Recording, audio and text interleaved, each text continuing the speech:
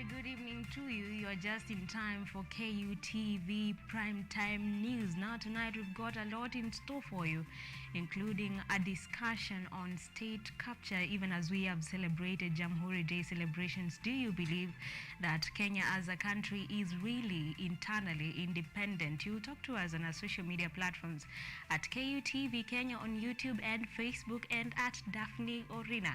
Before that, let's get the highlights.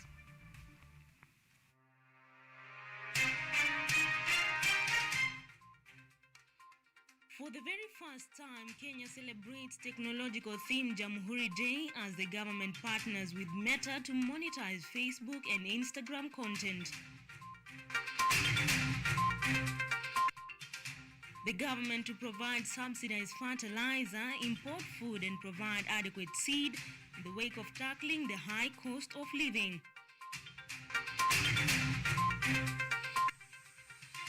Kenya to work on modalities to ensure Pemba community acquires citizenship.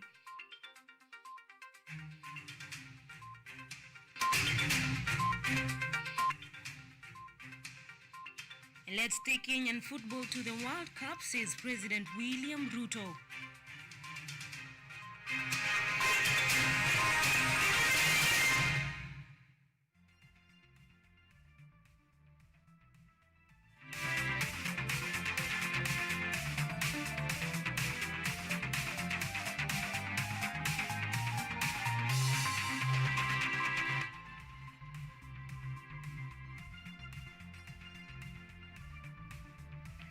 Welcome to the broadcast. I'm in the company of Ivan Sodiambo, and my name is Daphne Orina, stepping in for Omondi Otieno. Let's get started. For the very first time, Kenya celebrated a technological-themed Jamhuri Day. Connection, innovation, and inspiration being the topic of the day at the Nyayo National Stadium. President Ruto, while presiding over his first Jamhuri event, outlined Kenya's partnerships with the tech companies and other countries in ensuring Kenya shines globally through digitalization of all government services. 59 years after gaining full independence, Kenya welcomed the world in Jamhuri Day celebrations at Nyayo National Stadium. Tunasherekea Jamhuri kwa njia ama kwa hali tofauti. Today we celebrate this Jamhuri in a special way that we have intentionally profiled this Jamhuri to be the Jamhuri of technology and innovation. The head of state, President William Ruto, presided over his first Jamhuri Day celebrations with a special theme, Connect, Innovate and Inspire, a theme inspired by the great strides our motherland has made in digital world of innovation, communication and technology, ICT.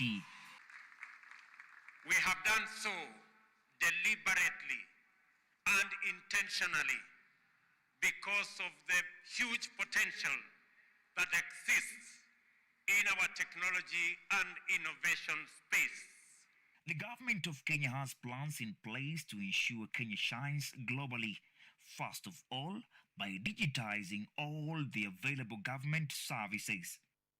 Our creative sector is ready with thousands of highly talented and promising young people waiting to seize opportunities to stream high-quality content for monetization. President William Ruto outlined Kenya's partnership with ICT bigwigs like Meta, Microsoft, Google, MultiChoice, Visa Card, and MasterCard for the benefit of Kenyan youths. It is time to innovate our way into the future. It is for this reason that with this Jamhuri, we as a nation are staking our claim by rallying Kenyans to begin the work of designing a world much richer, much safer, and freer than the one we have known.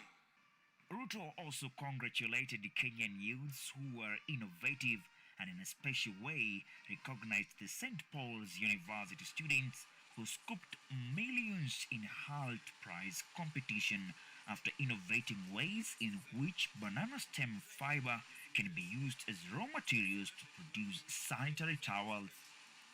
Talks are underway between President Ruto and Meta directors that will ensure Kenyan content is monetized on both Facebook and Instagram, a move that will see Kenyan content creators smile all the way to the bank. Ojwang Mariam for KUTV's Prime Time News. Still on the same note, the Commander-in-Chief of the Armed Forces, His Excellency the President, when greeting the 59th Jamhuri Day celebrations, has sensitized Kenyans not to pay heed to what the opposition is saying about the Hustlers Fund. The President urged Kenyans to embrace the Hustlers Fund, for it is beneficial to them. President William Ruto has presided over his first Jamhuri Day celebrations as President of the Republic of Kenya. The President in his speech has asked opposition leaders not to derail Kenyans from accessing the Hustler Fund. The Kenyans borrowing on this platform, they have not been derailed by the rhetoric of those who are against the Hustler Fund. Within 12 days, the Hustler Fund has received 15 million subscribers, with shilling 7.54 billion being lended to subscribers, with 1.2 million Kenyans having repaid the money. According to President William Ruto, Kenyans have made savings of up to shillings 400 million within 12 days. Why do you want to derail the hustlers who today are suffering from shylocks and from predatory lenders, and they are being charged 360%, and you're telling them not to pay money given to them at 8% so that they can go back and pay at 360%. The head of state has offered to increase the limits of money being lended to Kenyans depending on how they return the money. According to the president, the Hustler Fund has provided a saving platform for all Kenyans while they access mobile loans of low interest rates. Let me say for the record and ask fellow leaders, my good friends, you are borrowing your mortgage at 3%. You have the capacity to borrow from your bank at 14%. Why do you want to derail the hustlers?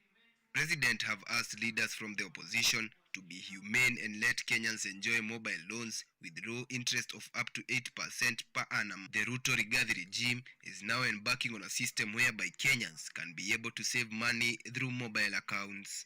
Edward Nyamo, KUTV. Well, the Jamhuri Day celebrations continue to take a lion's share of our bulletin, where the head of state has outlined the government's plans to deal with the high cost of living in the country in his Jamhuri Day speech today. The president said that the government will tackle the challenge in 3 phases, which include subsidization of fertilizer and importation of food.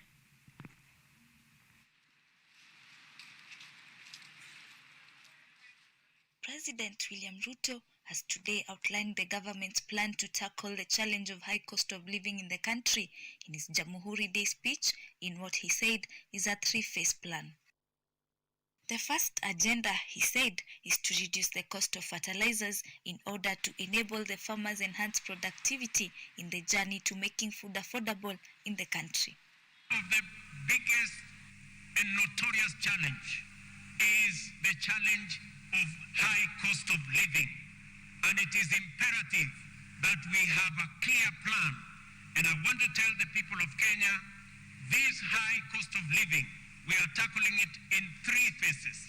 Number 1, our first agenda when we came into office is to ensure that we encourage farmers to access affordable fertilizer. The head of state said that the second agenda is to import 10 million bags of assorted types of foods, including maize, so that they can temporarily close the gap caused by the limited harvest in the year's agricultural season, occasioned by climate change and erratic rainfall. Our second agenda, and I have said this, is that we're going to import 10 million bags of different assorted types of food, including maize, so that we can close the gap temporarily because of the harvest that was limited in this year's agricultural season, occasioned by climate change and failure of rain. He also said that the government would facilitate the transit from rain-fed agriculture to agriculture under irrigation by building 100 new mega dams around the country in order to ensure there was adequate food in the country. On the matter of ensuring that we have adequate food, our fourth item is to ensure that we transit from rain-fed agriculture to agriculture under irrigation. And that is why we are building 100 new mega dams around the country. According to the president, it is imperative that the government has a clear plan to deal with the challenge of high cost of living among Kenyans. Jacqueline Wanjiru, KUTV. And now 11,000 youth previously working in the Kazi Mtaani program will be absorbed in Nairobi's new greening program to plant trees. President William Ruto said the national government will work with the county government of Nairobi to engage the youth in planting 1.5 million trees. Kenya is seeking to grow 15 billion trees in its efforts to combat climate change. President William Ruto has announced over 11,000 youths will be recruited to plant at least 1.5 million trees in Nairobi as part of the government's plan to increase the county's green cover. During his Jamhuri Day address, Ruto said the project will be rolled out nationally through a partnership between the national government and the county governments. Under our program on managing climate change, we will ensure that we build our 15 billion tree cover to be planted around the country. We will build it from the bottom up. The project will replace the Kazi Mtaani program, which President Ruto scrapped in October. Kazi Mtaani was introduced in April 2020 by former President Uhuru Kenyatta to caution unemployed youths living in informal settlements in the wake of the COVID-19 pandemic. And I want to thank the governor of Nairobi. We are going to be working with the county government of Nairobi in the greening of our city. And we have agreed with the governor that beginning January, we are going to hire 11,000 young people to create the army. Generally, Kenya is seeking to grow 15 billion trees in Kenya in its efforts to combat climate change by increasing the country's forest cover.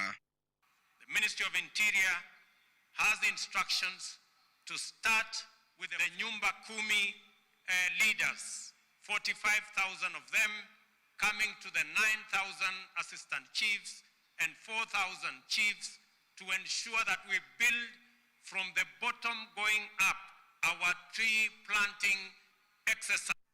According to the most recent government estimates, Kenya loses about 12,000 of its 4.6 million hectares of forest land each year due to a combination of rising demands for wood, fuel, and charcoal, a growing population, the spread of infrastructure, and the conversion of forests into commercial farmlands. Just over 8% of Kenya is forested.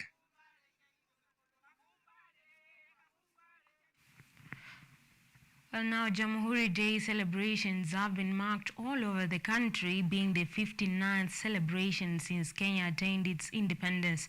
Different counties all over the country converged to commemorate this historic event, being the first one since the Ruto government took office. Kenyan leaders from different counties were on the forefront during the Jamhuri Day celebration.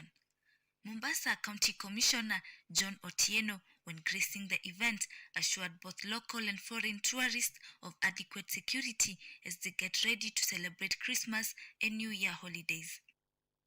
Tuweze kuchukua nafasi yetu, tuhakikishe ya kwamba vijana wetu wameacha kujihusisha na vitendo vya uhalifu.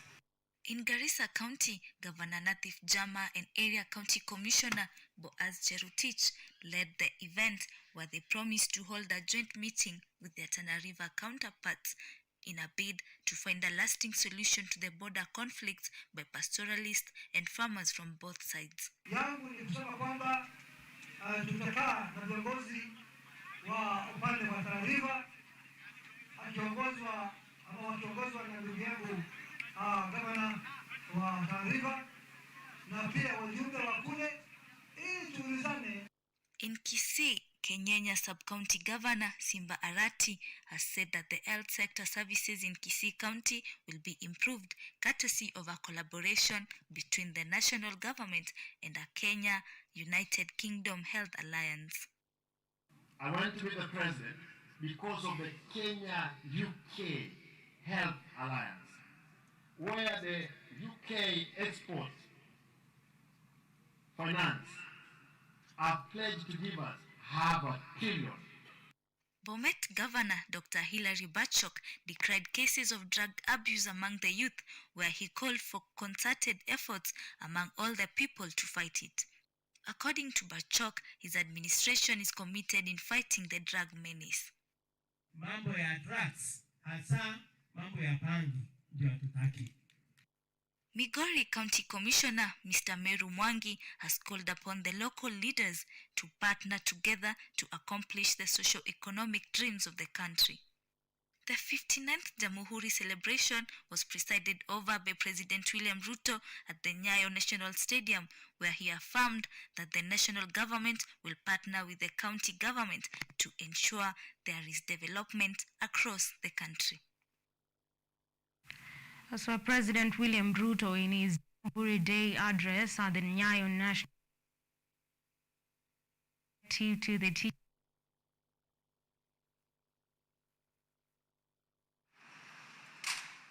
In the ICT-themed celebrations to mark Kenya at 59, various issues took center stage at the Nyayo National Stadium, including the competency-based curriculum, CBC.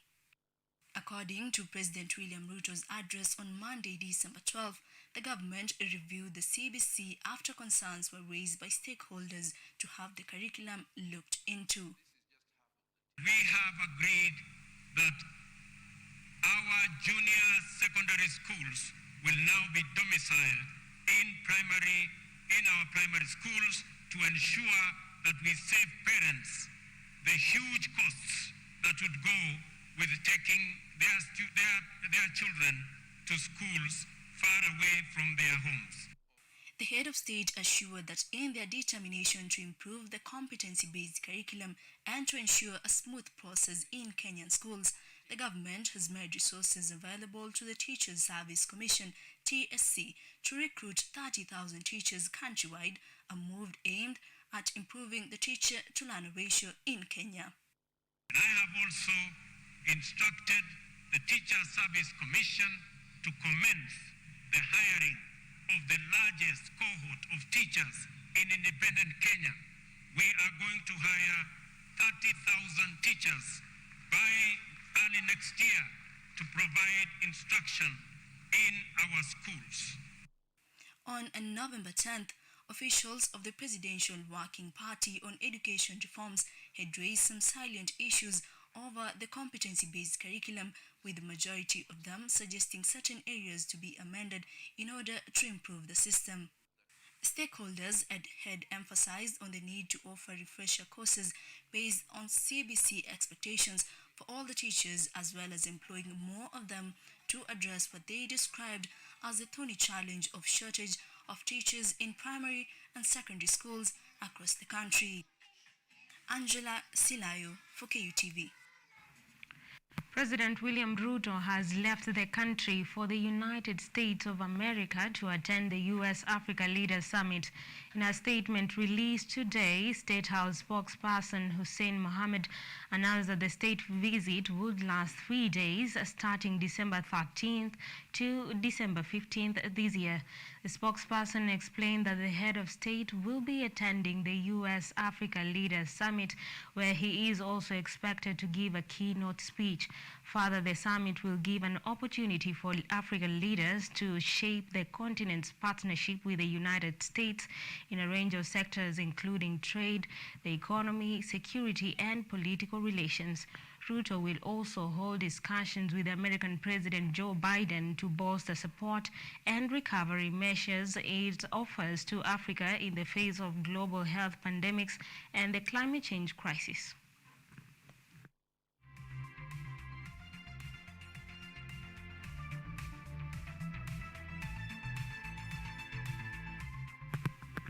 That we take our first break. Don't go too far. We'll be back with the discussion I told you about. You don't want to miss.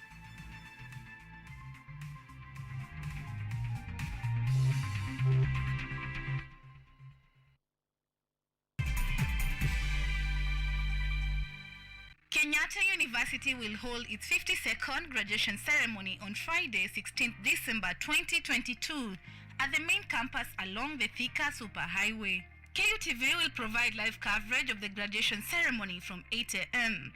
The graduation ceremony will also be streamed live on KUTV and KU website, Lola app, and all KU social media platforms. The chief guest is Deputy President His Excellency Honorable Rigathi Gachagua. For more information, please contact the Office of the Registrar Academic on 020-870-3092 or 0786335111 or visit the KU website at www.ku.ac.ke. Kenyatta University, transforming higher education, enhancing lives.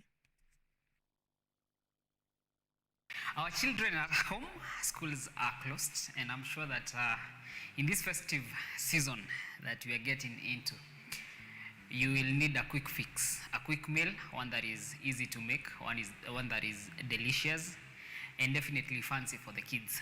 So today we are going to learn how to make a couple of meals when we are using rice. We're going to make 3 types of meals using rice.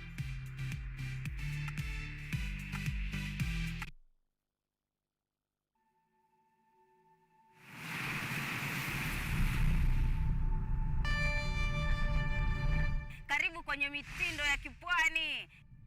Nguo yangu wasenesi magire mtuzeha sana nenda finira chechemekwe.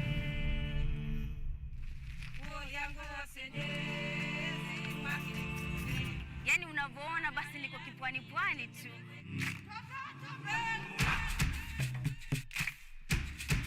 Wali unapopika inatakana uko half cooked.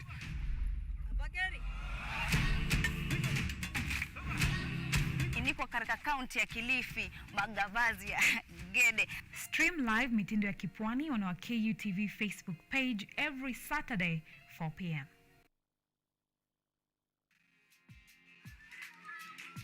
Wazazi wangu ni special sababu wananipenda sana na mimi nawapenda pia. Kabla ya kuzaliwa, nikikuwa kwa tumbo ya mama, aliamua kulilinda na UHC super cover. Wazazi wangu walinilinda na wakajilinda na UHC super cover.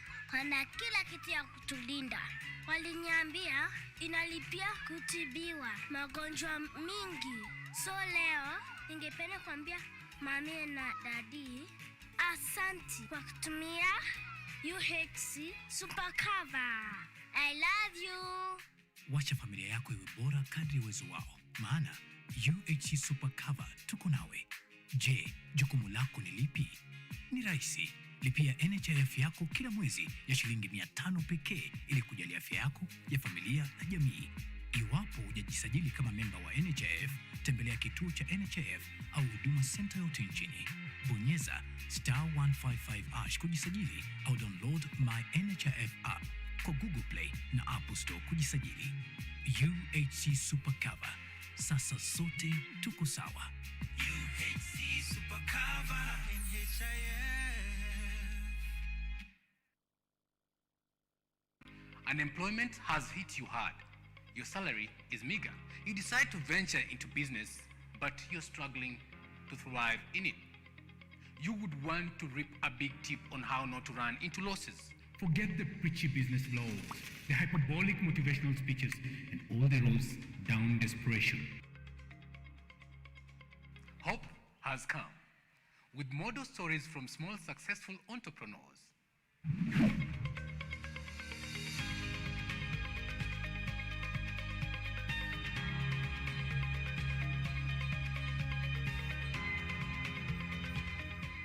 We tell you these tales weekly on The Budding Entrepreneur. Join us as we help you make your trade profitable and often smile to the bank.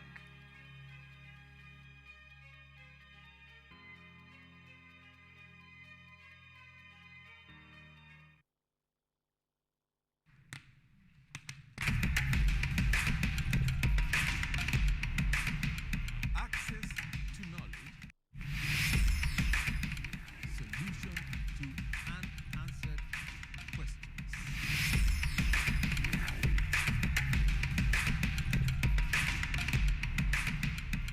Guidelines to pursuing your rights and repossessing your property, intellectual or material. This and more only on Law Matters.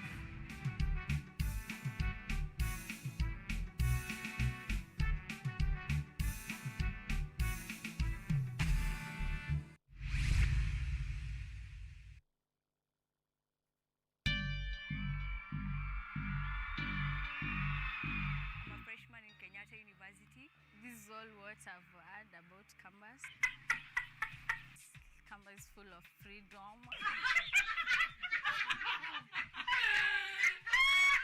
Ni cumulative. Mchezo hiyo, hii ni poka gani kwani?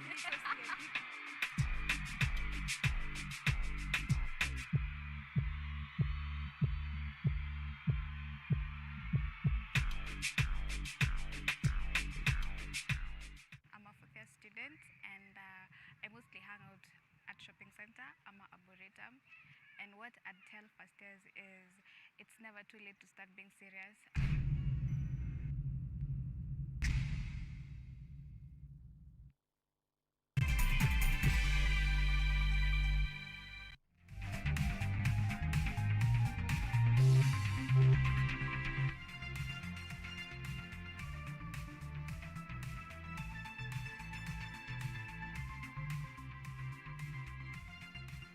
Welcome back and thank you for staying with us. Let us delve into the discussion of the night.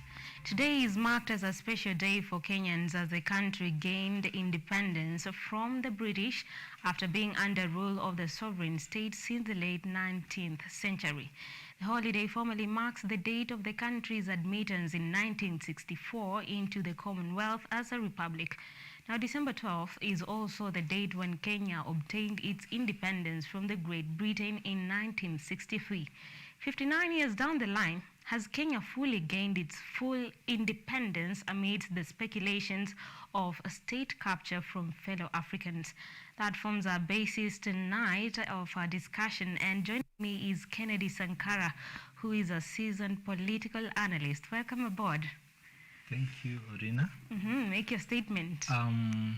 First, I'm happy for being here today. It's been quite some time, but we are here, and courtesy of the National Youth Senate or the Youth Senate Kenya, I am the Youth Senator Kisumu County. I'm also a mentor. I have mentored young people like myself of my age in various capacities. If you go to like Kipia, you find Mushiri, who is the student leader there. That's my political student. Alvin of Kiongozi Kenya, those are my political students, and they are mentoring also young people. So straight to our today's topic, the state capture, and it's a coincidence that we're actually celebrating Jamhuri Day. But again, as young people, most of us are not equipped with information. By the way, when I sit here, I do a lot of research on what transpires within my country. I watch several documentaries from Al Jazeera to Jichopevu, even to case files. A lot of things that happen now that the dark has come since 6 p.m. To me, I would say, based on the information at my disposal, that in as much as we are independent, we are not yet freely independent as a country. a lot of institutions have been captured, and by that, let me define state capture. State capture is the repurposing of legal processes and institutions to continue reproducing results that favor a clique of individuals, powerful, rich operatives at the expense of the ordinary mwananchi. In 1963, or since Kenya was colonized from 1920 to when we sought our self-independence, a lot of people who sacrificed passionately and patriotically for the cause of independence, majority never enjoyed the fruits of freedom. People were maimed, people were tortured, people were killed, women were raped to conceal or in the process of concealing information against the Mau Mau fighters when the white colonialists or soldiers demanded to know where their hideouts were. These are people who never lived to enjoy the fruits of freedom because of state operatives. And by the way, Kenya is where it is today because of a simple mistake that happened during independence. When the white men left, they left a country in the hands of black people to take over. The people who the government, the first government worked with were the colonial home guards and the chiefs. These are people who knew nothing about human rights protection and justice. All they were brought up seeing is torture, oppression, murder of black people. Look at the mass murder in Hola that sparked even the British Parliament, that led to the resignation of one of the colonialist soldiers who were in Kenya. So a lot of these things, look at our prisons today. These are never correctional facilities. They are an inheritance of concentration camps, and what is done there is basic human rights infringement. And I'm just saying all this to paint a picture of the independence we are celebrating today. We just copy-pasted, lifted directly from what the white man left into a black perspective. There is no much big difference. So by mentioning state capture, and here I am a young person, the majority of victims of state capture are young people. When you lack inclusion of young people in various government institutions or structures of governance, that is state capture. When medicine is released by the national government and it ends up in the pockets of individuals, as opposed to public health facilities, that is state capture. When education, the exams are being released, or people get information prior to what is released to the general students to sit, others get upper hand information and still, that is state capture. It is favoring a section of a few individuals at the expense of the majority. I mean, and when you're told to maybe look at state capture, and signs of state captures are very clear. The law enforcement is usually partisan and in the hands of, or in the pockets and hands of politicians. They are manipulated, and that's why when the leaders act blinded for the corruption in the police service, it automatically justifies that indeed state capture is beneficial to a few. That corruption they are fearing to speak about or intentionally avoiding is their favor. I mean, it favors them. It is their source of income. Sankara, if I could interlude you there at that point, you've mentioned about the government favoring a few people like the corrupt personnel in the government. Are we looking at selective justice, where now the judiciary seems to be going soft on individuals who are allied to the current government? Orina, when I was actually giving you this description, I was trying to create an environment where state capture thrives. And just as I said, law enforcement is partisan in the pockets of politicians. Civic space is affiliated, and you find free elections are bungled, and the most violent and the most corrupt emerge the victorious. The electoral bodies are manipulated and twisted to favor a section of individuals in the political race. when the judiciary, fighting corruption or lack of efficient fight on corruption in Kenya is a justification of state capture. When we have the law enforcement which has been weakened, and there's the courts or the judicial wheels are actually ungreased, they are moving so slow. Fighting corruption requires an effective and active police service. It also requires an independent, accountable, and professional judiciary. It also requires a professional Office of Director of the Public Prosecutions, and that is where we draw the line. In the recent past, we saw the DPP withdrew various cases where huge sums of public funds had been siphoned under unclear circumstances. That is a clear justification of state capture. But then, Sankara, these government officials go around talking about what they are doing to tackle this issue of corruption. If state capture indeed benefits the elite, then why are they going around to fight the same vice? Why do you feel or find out that emblematic corruption cases are never solved to the finality in this country? Resolving these corruption cases is actually putting to an end that systematic bargaining of political power by the elites. These are a group of people who know each other. The cases are there, the evidences, it is a wide range of interference, from the arrest, arresting someone and taking them to a police station did not justify the intention of prosecuting the case to finality. Those are two different things. Either way, the state capture operatives do so to keep it live in the public domain that an active case pursuing a corruption scandal is actually ongoing. Another thing is to show the international world that indeed Kenya abhors corruption. But in real sense, these things never go settled. Look at the case of the MP, Honorable Waluke.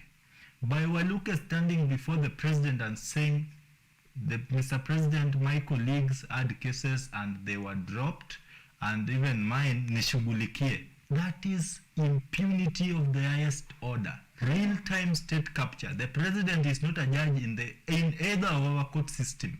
He is merely a president. The government has got three arms: the executive, the legislature, and the judiciary. The moment the judiciary is going to act as a subservient arm of the executive, then you find or you get to know what actually state capture is. So a lot of things, these corruption cases, they have more than meets the eye. They are never settled. And if I go back to history, when former President Mwai Kibaki got to office in 2002, the economic journalist and advisor to the president, Mr. Gidonjo, he had a serious issue to do with Anglo leasing and the Eurobond scandal. He found it tough to an extent. He had to go to exile because he was touching on a very powerful clique of individuals, people who had the state of machinery at their disposal. We have seen people who have been shot in the roads with clear CCTV footages, and no one has been arrested and prosecuted. High-profile murders. That is a clear justification that state capture is not a theory, but an existent. But then the president today during his speech was speaking about, relieving a lot of these security forces from infiltrating the government offices, claiming that somehow the previous government had people maybe assassinated for that purpose. Do you think we are actually having these, our nation liberated of state capture?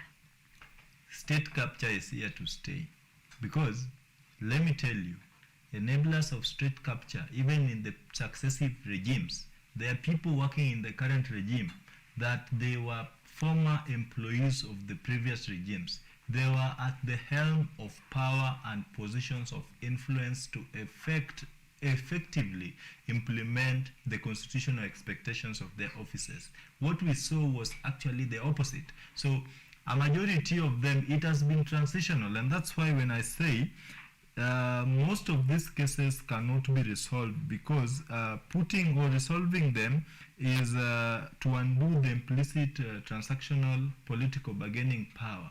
And most of the state capture objective is not actually to loot. Looting is part of state capture, the repurposing of legal processes and institutions to favor a few, but it goes beyond looting. It is not a merely looting vehicle. It is repurposed to, ground more political power and influence for long-term sustainability. When you find the judiciary being enticed by the executive and parliament being enticed by the executive through FT and non-existent allowances, then you must be ready to listen to the bells of state capture. Those are signs and symptoms of state capture, a disease that is very difficult to treat. But as I say, as I usually tell the young people who are the victims of state capture, never be carried away by stereotypic politicians and forget about what it calls to be a patriotic citizen. Do you think that's even possible in the first place? Because we see during the campaigns a clear image of what, the young people actually go for. Well, it is possible. By the way, ORINA, let me tell you, as I'm seated here, I was actively involved in this presidential election. I was a youth leader at the ANC party. Even the president knows me in person. I worked with the Prime CS as his youth leader, but that did not put me or sustain me to stay with them to the last minute. My consciousness dictated that I had to leave the camp, and I'm just trying to respond to you that it is very possible. Not everyone is actually aligned towards that side. Young people, there are still young people out here who are guarded by, who have got integrity guarded by character. Actually, the fight for freedom is always left for the people with integrity and guarded character. This Jamhuri Day we are celebrating today, it was not as a product. It was not a product of a mere biscuit transfer from one room or one plate to the other. People went through serious challenges to get us to where we are today. There is nothing that comes on a silvery platter. You have to put yourself out there, and it is the responsibility of the youths to put to account this current regime while engaging the same regime in a reasonable perspective. It's not a matter of putting to account. Putting to account is not even opposing the government.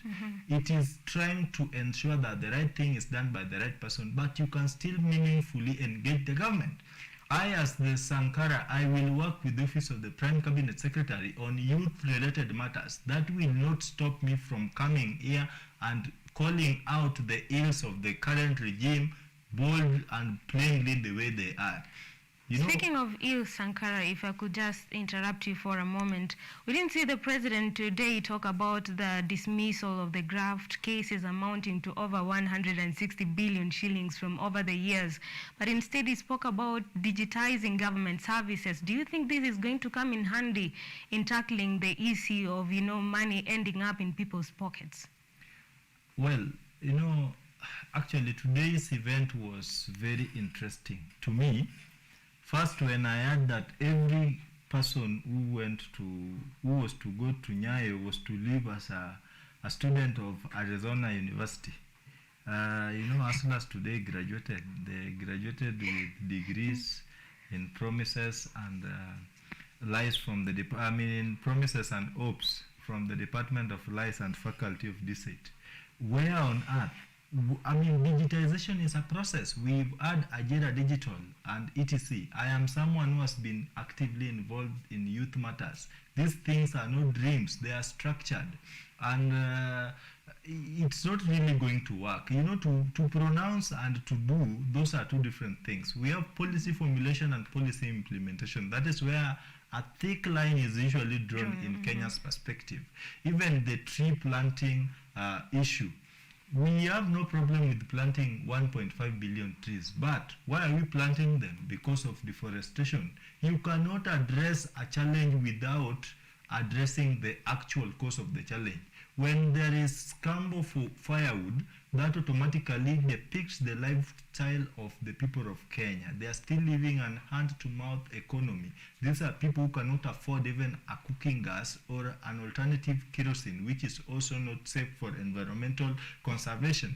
You are not lowering the cost of cooking gas, and instead you are talking of planting trees. It is still, it's like telling a cow to eat and excrete. How then are we going to achieve this low cost of living? It is a process. The cost of living, and by the way, the president has found it very tough to lower the cost of living. You know, campaigning on top of roof cars and working in office, those are two different things. And he has actually acknowledged. The other day he just said, we said a lot of things during campaigns, but when he was apologizing to the Kotu boss, lowering the cost of living is actually a process. It is not an event.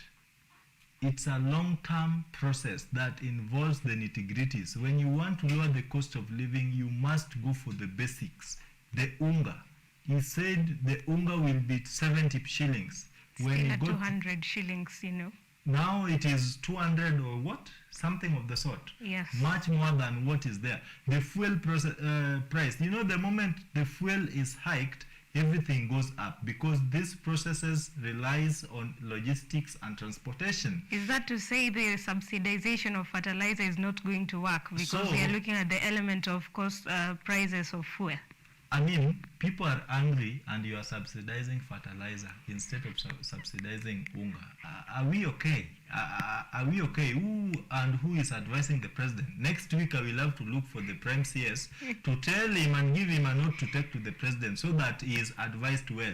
You are going to subsidize fertilizer, which is going to take approximately 6 months to produce crops, and people are dying of hunger already. You are creating pay bills. So who is not who? Who is not fooling who? I mean, maybe I'm not understanding what it means to work from bottom up, but you cannot. The prioritization of government projects is actually what we call state capture. State capture is when you are subsidizing fertilizer and not subsidizing basic commodities which people consume on a daily basis. That is fuel, that is unga, that is sugar. You are basically avoiding this and going for fertilizer. Who consumes fertilizer directly? When an event that we are trying to address an urgent challenge, you are now taking fertilizer to Samburu. That is what the president is trying to say, because farming is not a preserve for a specific group of people in Kenya. Everyone can farm. Now people are dying in West Pokot because of hunger. You land there in a government vehicle full of fertilizer. Is that not state capture? Well, you said it. I couldn't say more. Even as we near the juncture of this conversation, talk to us about the constitutional amendment dilemma that was put across by the Siaya Governor James Orengo yesterday. When the current president was the former deputy president, during the BBI, which I never supported either, and I'm not apologizing to anyone for not doing that. It was within my constitutional confines that I opposed BBI. He said a president cannot initiate a constitutional amendment process. The president went ahead and said the process must be pro-people. He again emphasized that the process must come from the people. When the president writes to the two house speakers or the majority leaders to pass a bill to create an office of the opposition leader, what is he actually trying to say? You know, double speaking in this country actually, since independence, 59 years since we got independence, you can lie to some of the people some of the time, and some of the time some of the people, but not all the people all the time. We are actually bright souls. We know these things. We can comprehend. The president cannot initiate. The opposition should just reject it ab initio, because that is doublespeak. Actually, we've seen the president implementing BBI in a very different version. He created the office of the Prime CS, which is actually, to me, that is a ghost worker. It is not in the constitution. He also went ahead to put the opposition leaders in an attempt to twist the independent functionality of parliament. That is state capture. What is the rush with parliament? What is the rush with judiciary and the funds and everything, the appointments? In whose interest are all this being done? Is it in my interest as an ordinary citizen, or in the interest of the people we refer to as state capture enablers? As we wrap up, are we truly independent? Because this is a very vast topic we cannot really finish in one day. Perhaps I should call you in tomorrow so that we can delve into it deeply. We are not yet independent.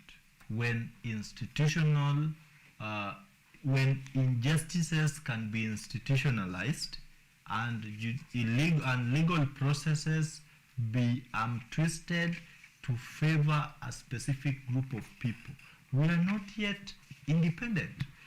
During the colonial era, people suffered police brutality, people suffered mass murder. We still get people being shot along the highways while driving because of unknown reasons and unknown motives. We are not yet independent. If people can still die in the hospitals while public money is siphoned in the name of procurement of drugs, which ends in individual private pharmacies, that is state capture. State capture and independence cannot fit in the same statement. It is a very great mistake. That is a grammatical mistake that we'll never comprehend in the sense or in the mind of a reasonable Kenyan. Well, you've heard it. We cannot speak of Jamhuri and independence while today Parliament cannot enact laws independently without the Speaker or any other majority leader receiving calls from State House. That is not independence. Well, thank you very much, Kennedy Sankara. You've heard it from the man himself. We are not independent. What are your thoughts? We take a break. We'll be back in a few.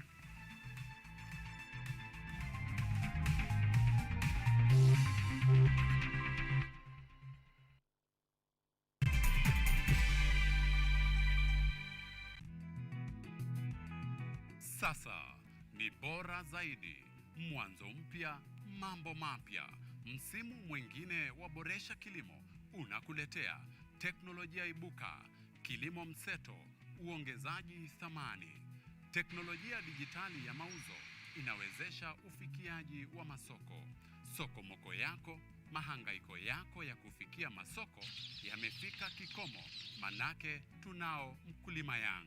What Mkulima Yang does is it connects farmers with the market. Hii ni Boresha Kilimo kwa ushirikiano na Mkulima Yang. Atafutaye hachoki na kichoka kesha pata. Kwa makala maalum ya kilimo, ungana nasi kila Jumamosi saa 6:30 kwenye kipindi ukipendacho Boresha Kilimo. Alfajiri ya kupendeza ni siku njema, siku yenye baraka. Imekwisha chomoza, amsha wote waliolala.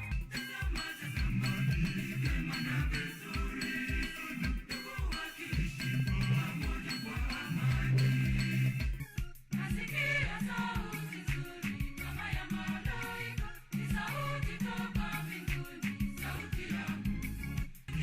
Mimina, tufurahi mimina, Bwana mimina, leo mimina, neema mimina.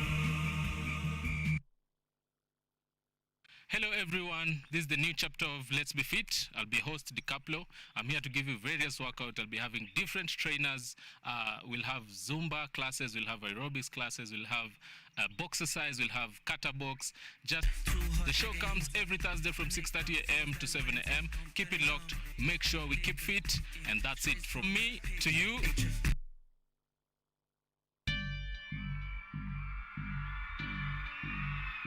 I'm a freshman in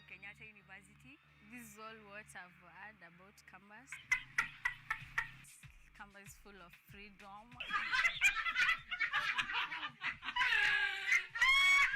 Ni cumulative. Mchezo hiyo ili poka gani kwani?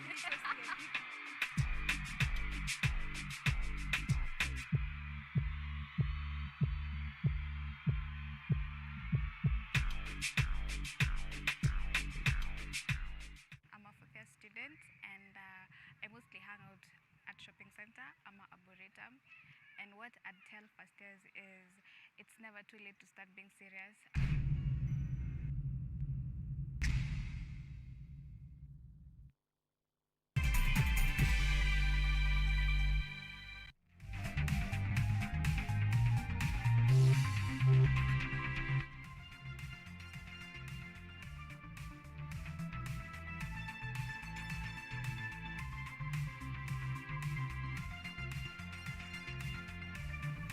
Well, that was an interesting discussion. Let's carry on. The long wait for police reforms could soon be over after President William Ruto announced plans to set up a task force to lead the process. Speaking during the country's 59th Jamhuri Day celebrations at Nyayo National Stadium, the president said the task force will be in place by the end of the year. The team will be tasked with reviewing the terms of the National Police Service. I commend the entire National Police Service, from the constable on the beat to the Inspector General, for the enthusiasm with which they have embraced the changes and enhanced our general security through increased vigilance and improved relationship with citizens and their communities. Before the end of the year, I will be appointing a task force to review the terms of service of our Kenya Police Service. The president has announced that the government will work on modalities to ensure Pemba community in Kilifi County acquires Kenyan citizenship. Speaking at the Jamhuri Day celebrations, the commander-in-chief said that his government is determined to kick off a process that will confer citizenships to the Pemba ethnic group. A request from Kilifi County that the Pemba community living in Kilifi County that has for a long time suffered without identity, the government of Kenya is now going to work on the modalities to ensure that the Pemba community acquire citizenship of the Republic of Kenya.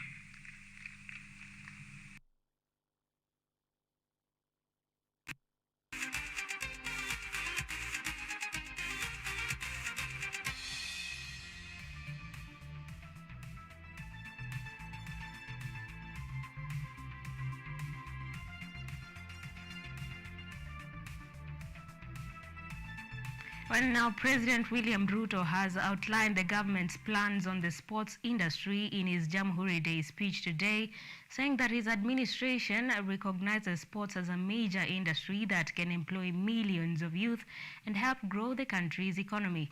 The president said that there is a grassroots football development program to invest heavily in youth football, including the holding of a football tournament to be contested by under-19 teams from all 47 counties as the first step in the Football Vision 2030. We have moved with speed to get our football back, to protect Kenya's proud athletes' pedigree from doping, and to streamline collection and distribution of royalties from our artists. Through the revolutionary Talanta Hela plan, we will rebuild and monetize our sports and creative industry. As part of this plan, I will champion a grassroots football development program that will see national government work with county governments to invest heavily in youth football.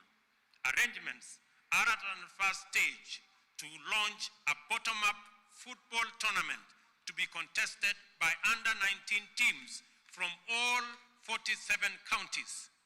This is the first step in our Football Vision 2030, where we will target our Arambe Stars to play at the 2030 World Cup and Kenya to host the 2027 Africa Cup of Nations.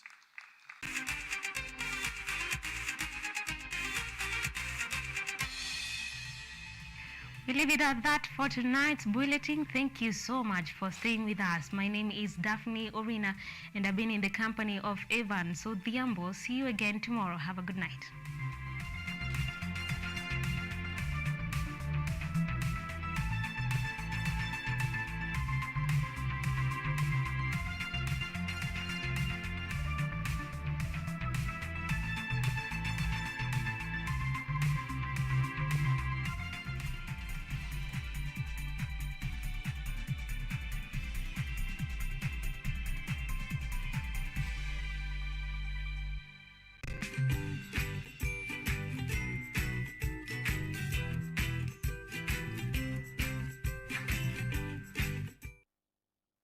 Kenyatta University will hold its 52nd graduation ceremony on Friday, 16th December 2022 at the main campus along the Thika Superhighway.